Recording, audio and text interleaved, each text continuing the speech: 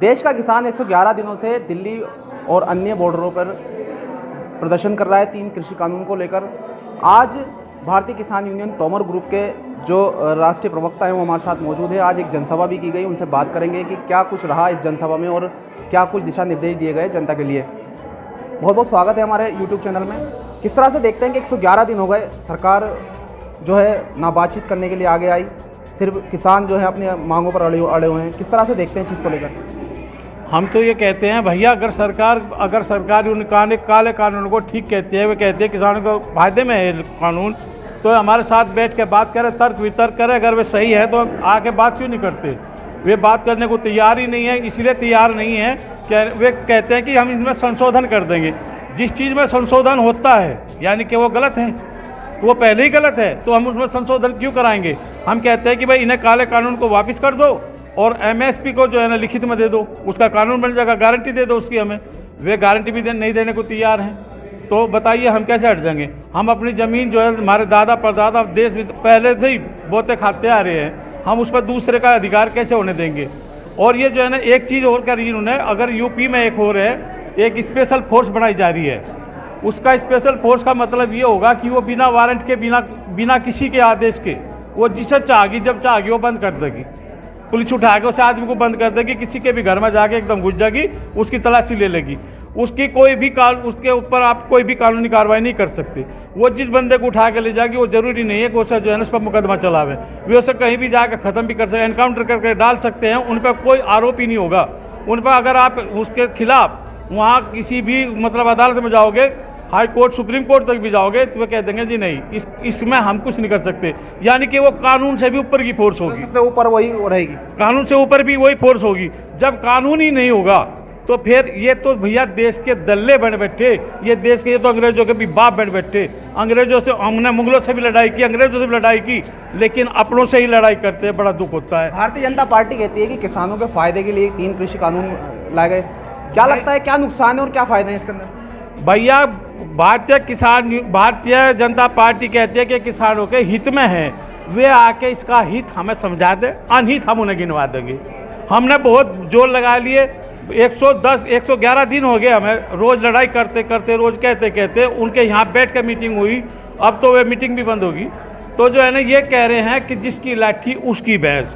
अब तो बात आ गई भैया, हम खाल पे बैठे, बैर लग गया हमारा।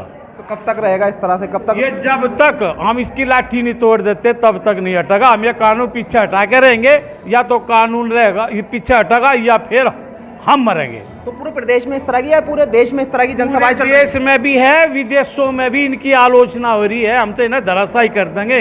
ये जो जनसभाएं की जा रही हैं, किस लिए की जा रही हैं? जनता को जागरूक करने के लिए? भैया ये जो जनसभाएं की जा रही हैं, जनता को जो है ना हम इसका जो है ना वो बताते हैं क्या फायदे हैं, क्या नुकसान है, और जनता के दुख सुख को लेके हम, जैसे इनकी जो है ना ये प्रशासन है, बिजली विभाग है, ये बैंक वाले भी हैं, सब जो है ना इनका शोषण कर रहे हैं जनता का।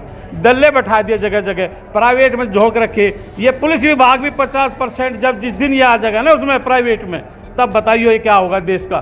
क्योंकि जब एसडीएम पहले जो, अगर ये कानून लागू हो गए ना इनके, तो हमारे जो है ना तो हमारा अधिकार रहेगा हम अपनी इच्छा से कोई फसल बो सके, ना हमारे वो अधिकार रहेगा कि हम अपनी इच्छा से फसल काट दे, या कोई सी बीज बो दे, या पानी लगा दे, या धान वो कुछ खाद डाल दे। सब इन लोगों की इच्छा से होगा। उनकी शर्त के अनुसार वे कहेंगे कि हमने, उनकी शर्त होती है, हमारी कोई शर्त नहीं रहेगी।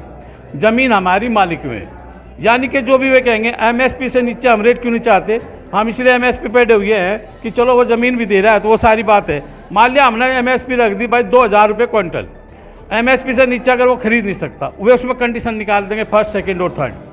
तो फिर दूसरी बात, एमएसपी को तो सरकार कह रही है कि एमएसपी बनाए रखेंगे, हम एमएसपी खत्म नहीं करेंगे। बनाए रखेंगे, बनाए हमें क्या मतलब है बनाए रखेंगे? मान लिया अगर तेरे हाथ में आज भाई ये माइक है, भाई तू प्रेस में है, अगर तू जो है जबान से कह रहा भाई मेरे हाथ में माइक रहेगा, कल प्रेस वाले ने निकाल के खड़ा कर, लिखित में चाहिए, लिखित में चाहिए हमें, लिखित में कानून बना दो ना इसका, हमें लिखित में चाहिए।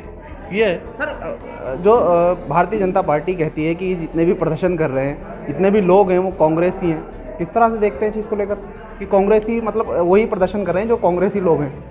जब कांग्रेस में यही बिल कांग्रेस में लाई थी, तब हमारे साथ साथ इस भारतीय जनता पार्टी ने भी इसका विरोध किया था। और 5 जून में 5 जून में जब फुल लॉकडाउन था, क्या तभी ये कानून लगना अनिवार्य था? अरे लॉकडाउन की वजह से जनता में तराई थी, पूरे देश में विदेशों में तराई थी। इन्हें लॉकडाउन लाने की कहाँ जरूरत पड़ रही थी भाई? लॉकडाउन ये विदेश मतलब ये तो विदेशों में घूम रहे, भ्रमण कर रहे। हम जो है ना किसान भाई अपने भाइयों की सेवा कर रहे। लॉकडाउन में कहीं किसान बैठा थे क्या? सब अपने घरों में सोए रहते, सब दुब के बैठे थे। हम जैसे आज हैं ऐसे ही घूमते रहे, क्योंकि हमें लोगों के अपने भाइयों का ध्यान रखना था। किसान अन्नदाता, लेकिन इन्होंने क्या कर दिया इसका? इन्हें तो बर्बाद करने पर तुले हुए अन्नदाता, ये तो बेच के खा रहे भाई हमें। 2 साल पहले इनके गोदाम बनने तैयार हो गए थे, कानून बना हमारा जून में, 5 जून में, और ये गोदाम बनने शुरू हो गए 2 साल पहले। तो इनकी तो नीति पहले ही थी। अडानी अंबानी ने कहा कि वो मोदी जी आपने हमें सब कुछ दे दिया, जो एक चीज़ है असली कमाई की वो तो दी नहीं तुमने, जिससे हम सारे देश को गुलाम बना सके, मजा ले सके। कहने कौन सी?